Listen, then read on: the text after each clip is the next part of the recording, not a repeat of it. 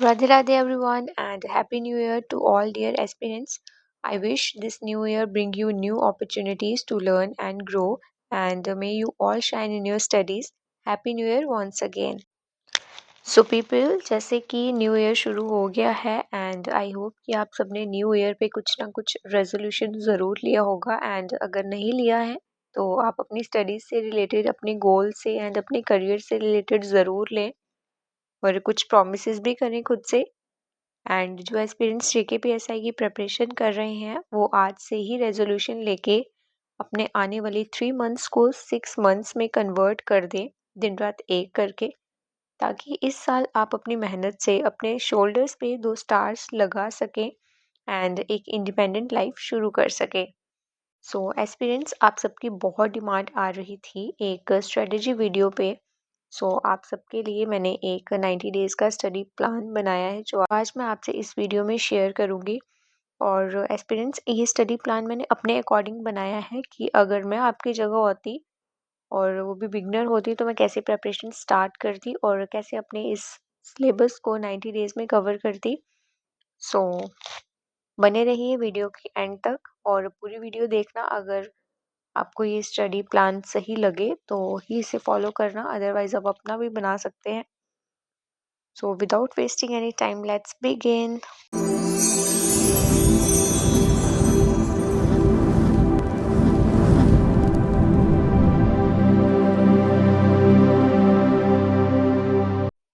सो aspirants हमने अपने last video में सिलेबस स्पेसिफिकली देख लिया था, फिर से आज हम देख लेते हैं इसको। जनरल इंटेलिजेंस जो है वो है 40 मार्क्स का, general awareness 40 marks, quantitative aptitude भी 30 marks, English 30 marks, mathematical abilities 30 marks and computer जो है वो भी 30 मार्क्स। सो टोटल आपके 200 मार्क्स बनते हैं और क्वेश्चंस रहेंगे 100, मतलब पर क्वेश्चन 2 मार्क्स का रहेगा और जिसमें नेगेटिव मार्किंग भी रहेगी 0.5 मार्क्स की। सो आपने कोशिश यही करनी है कि आप नेगेटिव मार्किंग से जितना हो सके उतना बचें और अपनी एक्यूरेसी मेंटेन करते हुए ही एग्ज़ाम अटेम्प्ट करें।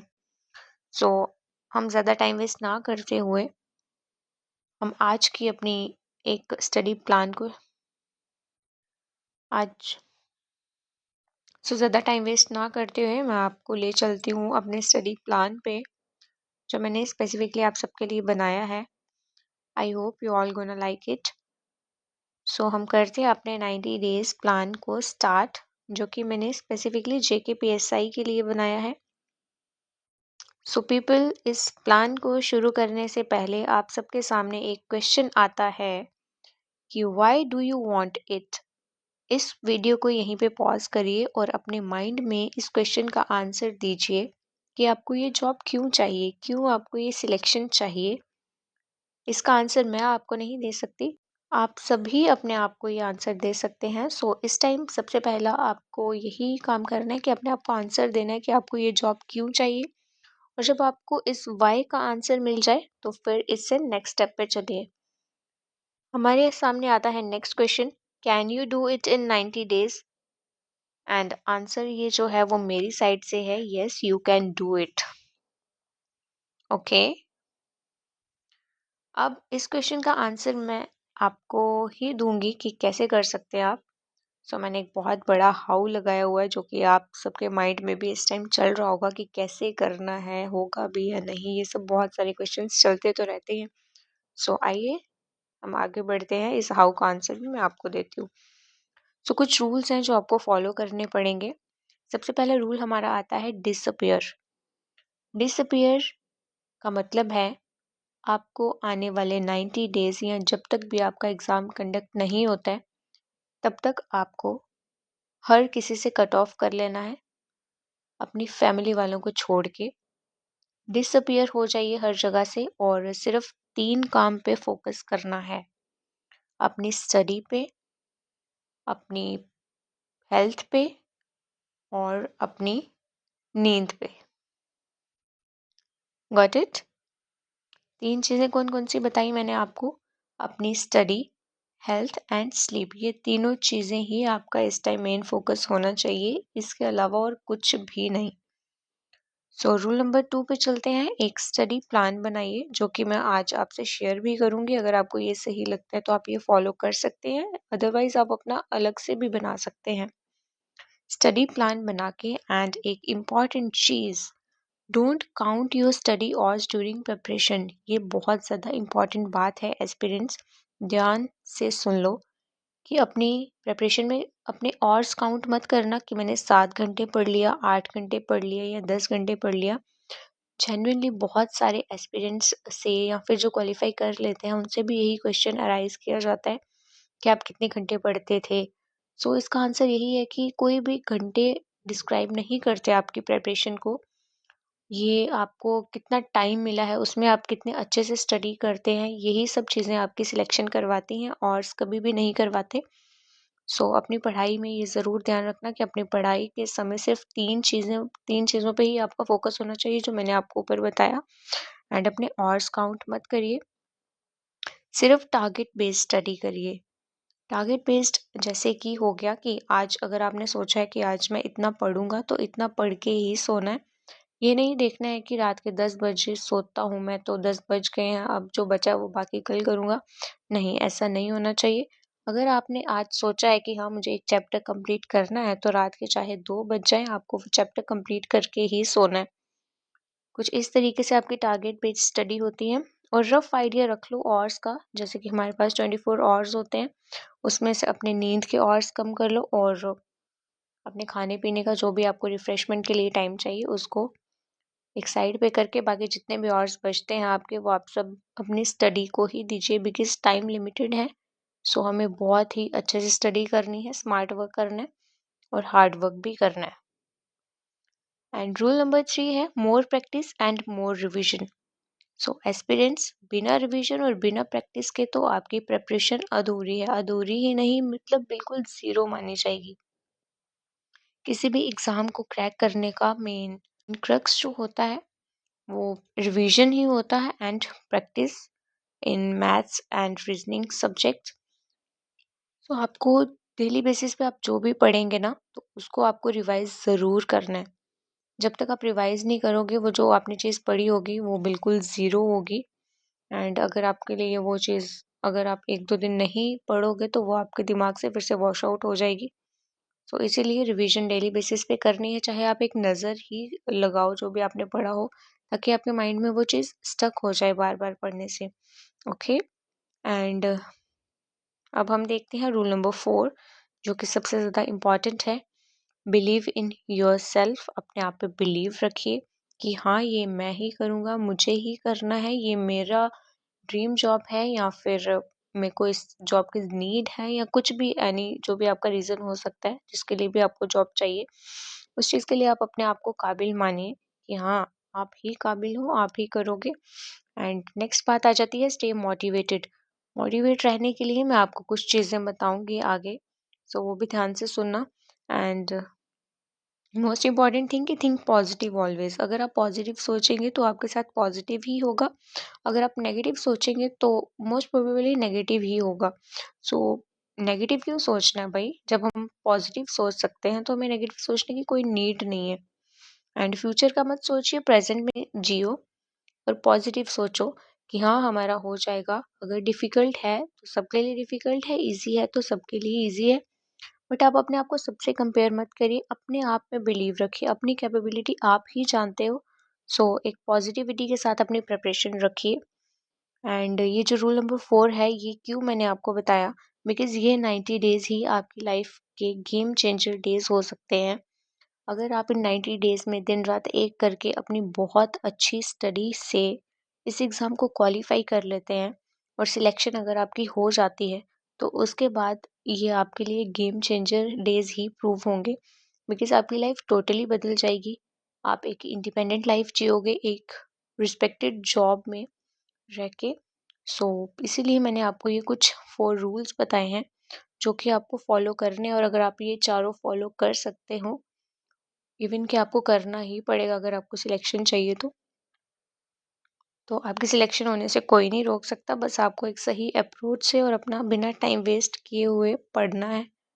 सिर्फ पढ़ाई ही आपको ये सिलेक्शन दिला सकती है और कोई शॉर्टकट नहीं होता है किसी भी चीज़ का। सो चलिए अब अपने स्टडी प्लान की ओर बढ़ते हैं। सो एस्पिरेंट्स, अब आ जाते हैं हम अपने स्टडी प्लान की तरफ। सबसे पहला सब्जेक्ट जो मैंने यहाँ पे आपको बताया हुआ है वो रीजनिंग रहेगा, जो हमें 40 मार्क्स की आएगी एग्ज़ाम में, और इसका लेवल जो है वो ग्रेजुएशन लेवल होगा। सो इसके कुछ स्पेसिफिकली चैप्टर्स बताए हुए हैं, आप उन चैप्टर्स को देख के डरना मत, बिकॉज उनमें से बहुत सारे चैप्टर्स जो हैं वो यूट्यूब पे एक एक लेक्चर में भी ख़त्म है। मतलब कि इवन कि 30 to 40 मिनट्स का एक एक लेक्चर होगा जिसमें आपको एक एक चैप्टर कंप्लीट हुआ होगा। सो आपको इतने सारे लेंथी मतलब चैप्टर्स के नेम देख के डरना नहीं है, जाके यूट्यूब पे सर्च करना है और उन सारे टॉपिक्स की आपको वीडियोस मिल जाएंगी, वो आप देखिए, अपने नोट्स बनाइए और उसके बाद आप कहीं से भी प्रैक्टिस कर सकते हैं। सो आपको रीजनिंग का जो मैंने एक टारगेट सेट किया हुआ है कि आपको 30 डेज मतलब एक मंथ में कंटिन्यूसली, एक मंथ आपको 3 आवर्स डेली देने हैं रीजनिंग के। अगर आप एक मंथ 3 आवर्स डेली देते हो तो आपका रीजनिंग का सिलेबस कंप्लीट हो जाएगा एक मंथ में ही। ओके। सो उसके बाद जब आपका सिलेबस कंप्लीट हो जाता है उसके बाद आप प्रैक्टिस क्वेश्चंस कर सकते हैं, एसएससी के प्रीवियस ईयर क्वेश्चंस या फिर एसएससी के लिए जो भी प्रैक्टिस क्वेश्चंस आते हैं आप वहीं से करिए। बिकॉज जेकेएसएसबी ने पहली बार ही ऐसा सब इंस्पेक्टर के लिए सिलेबस दिया हुआ है, तो हम कुछ प्रिडिक्ट नहीं कर सकते कि कैसा आएगा, बट ये सिलेबस सिमिलर है एसएससी सीजीएल का, तो आप उसके प्रैक्टिस क्वेश्चंस लगा सकते हैं। इवन कि वो बहुत अच्छे एक स्टैंडर्ड क्वेश्चंस होते हैं, तो आप वहीं से प्रैक्टिस करिएगा जब आपका ये सिलेबस कंप्लीट हो जाता है। एंड नेक्स्ट सब्जेक्ट जो मैंने बताया हुआ है वो है मैथमेटिक्स, 60 मार्क्स। मैथमेटिक्स को दो ब्रांच में डिवाइड किया हुआ है, एक है क्वांटिटेटिव एप्टीट्यूड जो कि रहेगी 30 मार्क्स की, मैथमेटिकल एबिलिटीज़ ये भी 30 मार्क्स का। ये दो पार्ट्स में उन्होंने बताया हुआ है अलग अलग, और मेन बात है कि 10th लेवल का है, इसमें आपको डरने की कोई बात नहीं है। क्वांटिटेटिव एप्टीट्यूड के हैं 12 चैप्टर्स एंड मैथमेटिकल एबिलिटीज़ के हैं 5 चैप्टर्स। सो जो क्वांटिटेटिव एप्टीट्यूड में है ये कुछ बेसिक चैप्टर्स ही बताए हुए हैं जो मैंने आपको प्रीवियस वीडियोस में भी बताए थे अपनी वीडियोस में। सो वही चैप्टर्स हैं, और जो मैथमेटिकल एबिलिटीज़ में हैं, और जो मैथमेटिकल एबिलिटीज़ में चैप्टर्स बताए हुए हैं वो 10th क्लास के चैप्टर्स हैं, लाइक ज्योमेट्री, ट्रिग्नोमेट्री, मेंसुरेशन। सो आपको क्या करना है कि मैंने इसमें बताया हुआ है कि आपको एक 50 डेज़ का टाइम लेके चलना है कि 50 डेज़ कंटिन्यूसली आपको 4 आवर्स देने ही देने हैं मैथ्स में, बिकॉज वेटेज सबसे ज़्यादा है 60 मार्क्स, तो आप इसके लिए कोई भी अपना इसको टाइम कम नहीं दे सकते, आपको 4 आवर्स देने ही देने होंगे। और ये 50 डेज़ में आपको कैसे करना है कि 12 चैप्टर्स को, इसमें से कुछ इजी होंगे कुछ डिफ़िकल्ट होंगे, तो आप अपने अकॉर्डिंग टाइम दे सकते हैं। और ये जो 5 चैप्टर्स हैं ये लेंथी है, सो आप इसके एक चैप्टर को भी अगर 5 into 3, एक चैप्टर भी अगर आप 3 दिन देते हैं तो मतलब ये आपका 15 डेज़ में कंप्लीट हो सकता है। और अगर ज़्यादा से ज़्यादा आप 4 डेज़ भी अगर दें तो 20 डेज़ में ये कंप्लीट हो जाएगा। बाकी रही बात 30 डेज़ की, उसमें आप अपना क्वांटिटेटिव एप्टीट्यूड कर सकते हैं। ओके। ये डिफ़िकल्ट नहीं है, बहुत इजी होता है, बस आपके बेसिक कॉन्सेप्ट्स क्लियर होने चाहिए। उसके बाद आप अपनी जितनी प्रैक्टिस कर सकेंगे उतना करिएगा, because maths is all about accuracy. Maths में जो सबसे इम्पॉर्टेंट चीज़ है वो रहेगी एक्यूरेसी, बिकॉज इसमें आपको कुछ लर्न नहीं करना है, आपके सामने क्वेश्चन होगा, सारी टर्म्स होंगी, एक आपको अपनी कैलकुलेशन बहुत अच्छी रखनी है और एक्यूरेसी। अगर आपकी एक्यूरेसी है मैथ्स के क्वेश्चंस में तो बिलीव में आप 60 आउट ऑफ 60 भी इसमें स्कोर कर सकते हैं, कोई बड़ी बात नहीं है, 10th लेवल का ही पूछा जाएगा। सो आप टारगेट यही लेके चलिए कि आपको बिल्कुल एक्यूरेसी के साथ मैथ्स करना है और 60 आउट ऑफ 60 स्कोर करते हैं। ओके। नेक्स्ट है इंग्लिश। सो इंग्लिश है 30 मार्क्स की, काफ़ी अच्छा इसका भी है मार्क्स डिस्ट्रीब्यूशन। सो ये भी आएगी आपको ग्रेजुएशन लेवल की, डरना मत इसको देख के। इसके लिए मैंने आपके लिए एक बुक लाई है, नीतू सिंह मैम की बुक आती है जो एसएससी लेवल के एग्ज़ाम्स के लिए भी रेफ़र करते हैं बच्चे, तो आपको वो ख़रीद लेनी है। बिकॉज़ ऐसे आप यूट्यूब पे मतलब अगर ग्रेजुएशन लेवल का ढूँढने जाओगे तो आपको थोड़ी सी डिफ़िकल्टी लगेगी। सो आप एक बुक ले लीजिए, उसमें सारा सिलेबस कवर है, उसी से प्रैक्टिस करिए, उसी से पढ़िए और डेली आप इंग्लिश को 2 आवर्स दीजिए ही दीजिए, बिकॉज 30 मार्क्स हैं और हैवी ग्रेजुएशन लेवल थोड़ा सा हाई है।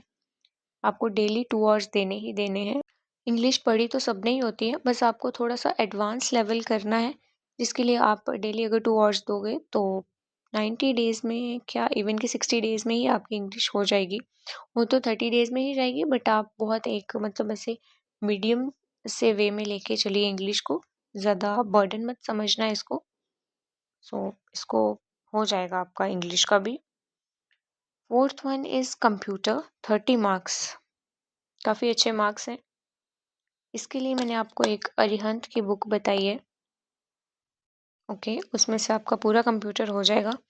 एंड इसके लिए भी मैंने आपको एक टारगेट दिया हुआ है कि 30 डेज में आपको ये बुक कंप्लीट करनी है। 30 डेज में आप एक और दे सकते हैं, बट मैंने यहाँ पे लिखा हुआ है कि आफ्टर रीजनिंग। रीजनिंग के लिए जैसा कि मैंने आपको बताया था कि आपको 30 डेज में अपनी रीजनिंग कंप्लीट करनी है डेली 3 आवर्स दे के। और जब आपकी रीजनिंग 30 डेज में कंप्लीट हो जाती है तो नेक्स्ट 30 डेज में आपको कंप्यूटर की बुक पढ़नी है, जिसमें आपको एक और डेली देना है।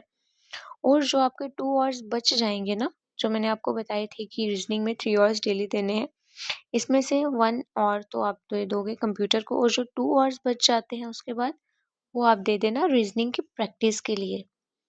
ओके, रीजनिंग की प्रैक्टिस के लिए आप 2 आवर्स देना जब आपका सिलेबस कंप्लीट हो जाएगा। एंड कंप्यूटर भी आपका वैसे ही 30 डेज में हो जाएगा। एंड हमारा लास्ट कंपोनेंट जो है वो है जनरल अवेयरनेस। 40 मार्क्स मतलब 20 क्वेश्चंस आएंगे 40 मार्क्स के। और और इसका सिलेबस जो है वो थोड़ा ब्रॉड होता है। वो कैसे? बिकॉज इसमें करंट अफेयर्स आएंगे, and you all people know कि करंट अफेयर्स का सिलेबस कोई डिस्क्राइब नहीं कर सकता, हमें पूरे लास्ट 1 ईयर के करंट अफेयर्स पढ़ने पड़ते हैं। बट इन्होंने हमें कुछ सिलेबस में टॉपिक्स बताए हुए हैं, जैसे कि sports, science, people in news, researches. Okay, so current affairs को तो आपको फर्स्ट डे से ही, जब आप अपनी प्रिपरेशन स्टार्ट कर रहे हैं, उसी दिन से आपको 1 आवर देना है डेली। तो आप सुबह उठते ही पहला जो फर्स्ट आवर जो है आपकी स्टडी का, वो आप करंट अफेयर्स को दो। और जनरल अवेयरनेस में करंट अफेयर्स के साथ साथ अलग से जो हैं सब्जेक्ट्स, वो है history, geography, economics, art and culture. Okay, तो ये सिलेबस जो है ये बहुत ब्रॉड होता है, जैसे कि history, geography, economics, art and culture बहुत ज़्यादा ब्रॉड है। सो मैं यहाँ पे आपको एक इम्पॉर्टेंट चीज़ बता दूँ, जैसे कि हमें आएंगे जनरल अवेयरनेस में 20 क्वेश्चंस, और जिसमें से करंट अफेयर्स भी हैं। अब करंट अफेयर्स इंपॉर्टेंट होते हैं, तो आप मान के चलिए कि 6 to 7 क्वेश्चंस जो हैं इन 20 में से आपके करंट अफेयर्स के रहेंगे।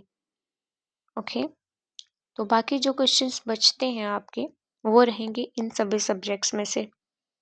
ज़्यादा क्वेश्चंस भी नहीं है, बट आप अगर इतना डीप जाने का टाइम नहीं है हमें इन सब्जेक्ट्स में कि हम बहुत डीपली स्टडी कर सकें, बट जितना भी हमारे पास लिमिटेड टाइम है उसमें आपको डेली 2 आवर्स निकालने हैं इन सब्जेक्ट्स के लिए। और इन सभी सब्जेक्ट्स को एक साथ मत करना। फर्स्ट 20 डेज ये रख लो हिस्ट्री, उसके नेक्स्ट 20 डेज ज्योग्राफी रख लो, नेक्स्ट 20 डेज इकोनॉमिक्स रख लो, and next art and culture economics रख लो। अब रही बात कि ये इतने ब्रॉड एंड लेंथी सब्जेक्ट्स हैं, इनको 20 डेज में कवर कैसे करना है। सो एक बुक मैंने आपको बताई थी तरुण गोयल की। ओके, तरुण गोयल जी के बुक आएगी 2025 करके, वो आप सबको ले लेनी है। उसमें हिस्ट्री भी होगी, ज्योग्राफी भी होगी, इकोनॉमिक्स भी, एंड आर्ट एंड कल्चर भी होगा। बट देखो, अगर आप डायरेक्ट बुक पे जाओगे तो आपको समझ नहीं आएगी, स्पेशली जो बिगनर्स हैं। तो आप यूट्यूब पे सर्च करिएगा history, geography, economics, art and culture.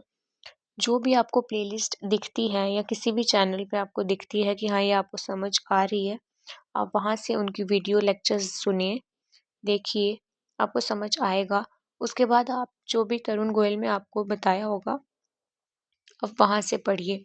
इससे क्या होगा कि आपको समझ आपको वीडियो लेक्चर से आ जाएगा, और उसके बाद जो आप रीडिंग देंगे बुक में, वो आपको प्रॉपरली अंडरस्टैंड हो जाएगा इजीली।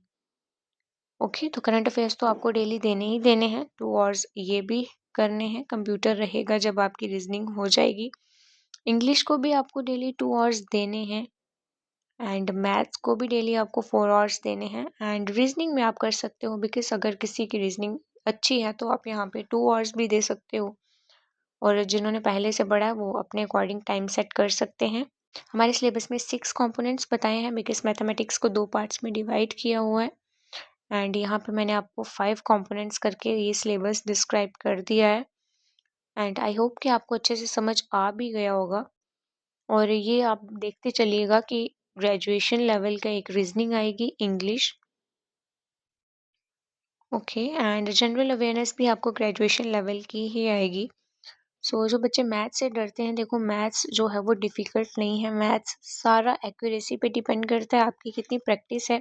इन्होंने स्पेशली लिखा हुआ है कि आपको 10th लेवल का आएगा, तो वो बहुत ज़्यादा डिफ़िकल्ट नहीं रहेगा। हाँ, थोड़ा बहुत आपको ऐसे घुमा सकते हैं क्वेश्चंस में, बट आपको इतने अपने कॉन्सेप्ट्स क्लियर रखने हैं कि आपको जिस टाइप से मर्ज़ी क्वेश्चन डाल दें घुमा के भी, आप वहाँ पे सॉल्व कराओ बहुत अच्छे तरीके से। ओके, डरना नहीं है आपको। जिन भी एस्पिरेंट्स को ये एक स्टडी प्लान अच्छे से समझ आया है, वो इसको फॉलो कर सकते हैं, बिकॉज़ ये मैंने इस तरीके से प्लान किया हुआ है कि अगर मैं आपकी जगह होती, तो मैं कैसे पढ़ती? बिकॉज़ टाइम हमारे पास बहुत लिमिटेड है और डिफ़िकल्ट होता है, सच में डिफ़िकल्ट होता है 3 मंथ्स में सिलेबस कवर करना, जैसे कि मैंने भी किया था अपने टाइम पे। मेरी भी कुछ ऐसी ही स्ट्रैटेजी रहती थी कि सारे सब्जेक्ट्स कवर करने, उसके बाद उनकी रिवीजन करनी है और सारे सब्जेक्ट्स को बार-बार रिवाइज़ करना है, उनको अल्टरनेटिवली पढ़ना है। सब्जेक्ट्स बहुत सारे होते हैं और हमें सारा चीज़ें ग्रैस्प करनी होती हैं और रिवीजन भी करनी होती है, प्रैक्टिस भी करनी पड़ती है। इसीलिए अपने इस टाइम जो भी आपकी लेज़ीनेस वाली आदत होगी या फिर जो ज़्यादा देर पढ़ने नहीं बैठ सकते, इस टाइम आपको ये सैक्रिफ़ाइस तो करना पड़ेगा सब कुछ, बिकॉज़ ये आपकी लाइफ़ का सवाल है, आपके करियर का सवाल है। जब आपकी एक बारी सिलेक्शन हो जाएगी, उसके बाद आप अपनी इंडिपेंडेंट लाइफ़ जिएँगे बहुत अच्छे से, और सब कुछ बहुत अच्छा हो जाता है अपनी एक जॉब लगने के बाद। ये चीज़ें आप सब फ़ील कर ही सकते हो जब। एस्पिरेंट्स आप देख सकते हैं, अगर आप इसी तरीके से 90 डेज़ का स्टडी प्लान अगर आप ये फॉलो करते हैं, तो फर्स्ट 30 डेज़ में ही आपकी रीजनिंग कंप्लीट हो जाएगी, जिसके बाद आपको उसकी डेली बेसिस पे प्रैक्टिस करनी है और रिवीजन करनी है। एंड फर्स्ट 50 डेज़ में आपका मैथमेटिक्स भी कंप्लीट हो जाएगा। एंड इन केस अगर आपका 50 डेज़ से थोड़ा ज़्यादा टाइम लगता है, तो 50 की जगह आप 60 डेज़ लेके भी चलिए, तब भी आपका मैथमेटिक्स कंप्लीट हो जाएगा। तो उसके बाद आप प्रैक्टिस करिए। फिर जैसे ही आपका मैथमेटिक्स का सिलेबस कंप्लीट हो जाएगा, तो उसके बाद आप ये 4 आवर्स ही उसकी प्रैक्टिस में दीजिएगा। 4 आवर्स से 3 आवर्स कर लेना, बट 3 आवर्स से 2 आवर्स मत करना, बिकॉज़ मैथमेटिक्स के लिए प्रैक्टिस बहुत ज़्यादा चाहिए और एक्यूरेसी भी चाहिए, जैसे कि मैंने आपको पहले ही बता दिया है। एंड इंग्लिश आपको फर्स्ट डे से ही डेली रखनी है, डेली 2 आवर्स देने ही देने हैं इंग्लिश को। एंड कंप्यूटर आपको कब करना है? जब आपकी रीजनिंग कंप्लीट हो जाएगी, उसके नेक्स्ट मंथ में आपको कंप्यूटर करना है। इट मीन्स कि सेकंड मंथ आपके जब 2 मंथ्स कंप्लीट हो जाएँगे, तो आपकी रीजनिंग भी हो चुकी होगी, मैथमेटिक्स भी हो गया होगा, इंग्लिश तो आपको पढ़नी है, कंप्यूटर भी आपका हो गया होगा। एंड रही बात करंट अफेयर्स की, फर्स्ट डे से ही आपको 1 आवर डेली देना ही देना है करंट अफेयर्स के लिए। एंड ये जो बाकी सब्जेक्ट्स हैं जनरल अवेयरनेस में, history, geography, economics and art and culture, ये काफ़ी ब्रॉड सब्जेक्ट्स हैं, तो आपको इसको बहुत एक मतलब जेन्युइन वे में ही पढ़ना है, ज़्यादा डीप स्टडी नहीं करनी है इसमें। आप फर्स्ट डे से ही अगर इनको डेली 2 आवर्स भी देते हैं, तो ये सब्जेक्ट्स आपके 2 मंथ्स और 2 एंड हाफ मंथ्स में कंप्लीट हो जाएँगे। और जिन बच्चों को अगर ये डिफ़िकल्ट लगता है, तो ज़्यादा पैनिक होने की कोशिश भी मत करें, बिकॉज़ ये सब्जेक्ट्स को आप थोड़ा-सा कम टाइम दे सकते हैं, बिकॉज़ आपके जो मेन ब्रॉड सब्जेक्ट्स हैं ना, जिनकी मार्किंग ज़्यादा है, जैसे मैथमेटिक्स हो गया, रीज़निंग हो गई, इंग्लिश, कंप्यूटर, ये सब आपको अच्छे से पढ़ना है। और इन केस अगर आपका जनरल अवेयरनेस में आपके 20 क्वेश्चंस में से अगर 6-7 क्वेश्चंस करंट अफेयर्स के ठीक जाते हैं, तो भी आप एक बहुत अच्छे मार्जिन पे होंगे।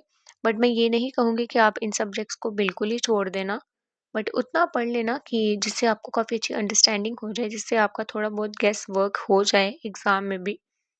तो एक अच्छे से पढ़ लेना। तरुण गोयल की बुक मैंने आपको जैसे कि बता दी है, पहले यूट्यूब से पढ़ना, उसके बाद तरुण गोयल रेफ़र करना। ये सब्जेक्ट्स भी आपके 2 एंड हाफ मंथ्स में कंप्लीट हो जाएँगे। सो इसी अकॉर्डिंग आप देख सकते हैं आपका 2.5 मंथ्स तक सारा सिलेबस कंप्लीट हो जाएगा। एंड इन केस अगर आपका किसी भी रीज़न की वजह से अगर डेट एक्सटेंड होती है एग्ज़ाम की, तो आपके लिए बहुत अच्छा है, और अगर नहीं भी होती तो भी आपका सिलेबस कंप्लीट हो चुका होगा। उसके बाद आपका जो भी टाइम बचता है वो आपको फुल रिवीजन में देना है। एंड फर्स्ट डे से तो डेली थोड़ी थोड़ी रिवीजन आप लोग कर ही रहे होंगे। जैसे कि मैंने आपको बताया, फर्स्ट डे से करना रिवीजन बहुत ज़रूरी है, तो आपको करनी है। और जब लास्ट के जो टाइम बच जाता है, जब आपका सिलेबस कंप्लीट हो जाता है, उस टाइम आपको फुली फोकस्ड होके रिवीजन करनी है और प्रैक्टिस भी करनी है। और लास्ट में आपको कुछ मॉक्स भी देने हैं, जो जब आपका एग्ज़ाम पास आ जाएगा तो मैं आपको बताऊँगी कि आपको कैसे-कैसे मॉक्स देने हैं और कितने देने हैं। करने की कोई ज़रूरत नहीं है, बहुत ईज़ी वे में हो जाता है। 90 डेज़ भी बहुत होते हैं, अगर आप दिन-रात भी एक करके पढ़ो ना, तो इन 3 मंथ्स को आप 6 मंथ्स में कन्वर्ट करके अपनी प्रिपरेशन कर सकते हो, और इवन आप करोगे भी। सो ये कुछ था हमारा एक स्टडी प्लान। एंड मुझे लगता है अगर आप ये बहुत शिद्दत से फॉलो करोगे तो आपकी सिलेक्शन को कोई नहीं रोक सकता। बस जो मैंने आपको कुछ इंपॉर्टेंट टिप्स बता दी हैं ऊपर, जो कुछ रूल्स थे, इनको ही फॉलो करके आप अपनी प्रिपरेशन करना। एंड अगर आपको कोई भी प्रॉब्लम आती है तो आप मुझे मैसेज कर सकते हैं, जब भी मुझे टाइम मिलेगा मैं आपको रिप्लाई करूँगी। एंड इस वीडियो को ख़त्म करने से पहले मैं आपको कुछ इंपॉर्टेंट टिप्स देना चाहती हूँ। ओके, ध्यान से सुनिएगा, कुछ इंपॉर्टेंट चीज़ें हैं जो आप सबको पता होनी चाहिए। सो पीपल, अगर इस अपनी 90 डेज़ की स्टडी प्लान में अगर आप अपना एक भी दिन वेस्ट करते हो, इट मीन्स आप बहुत सारे बच्चों से वैसे ही पीछे हो जाओगे। ओके, बिकॉज़ आप नहीं जानते कौन किस टाइम कितना पढ़ रहा है। सो अपना एक भी दिन, इवन एक दिन में एक और भी वेस्ट नहीं करना है। एक और भी वेस्ट किया तो आप बहुत सारे बच्चों से वैसे ही पीछे हो जाओगे। ओके, सो अगर आप इस अपने प्रिपरेशन में अगर आप रिवीजन नहीं करते हो, जो मैंने आपको बताया कि मोस्ट इम्पॉर्टेंट है रिवीजन और प्रैक्टिस। अगर आप रिवीजन नहीं करते हो तो इसका मतलब है जो आपने पढ़ा है उसका कोई बेनिफिट आपको नहीं होगा, वो सारा ज़ीरो हो जाएगा, वॉश हो जाएगा आपके ब्रेन से, और उसका आपको कोई बेनिफिट नहीं मिलेगा अगर आप रिवीजन नहीं करते हो। सो रिवीजन को अपनी आदत बना लेना फर्स्ट डे से ही। एंड थर्ड वन है कि मोटिवेटेड रहिए। मोटिवेटेड अब आपको कैसे रहना है, ये कुछ चीज़ें मेरे से सुन लीजिए। मोटिवेटेड आपको रहना है एक सैलरी के नाम से।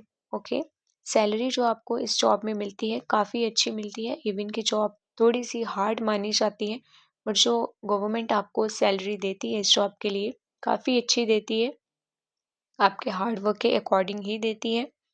सो अपने ड्रीम्स के बारे में सोचना, जो जो भी आपके ड्रीम्स हैं वो आपकी सिलेक्शन के बाद आप बहुत अच्छे से उनको अचीव कर सकते हैं।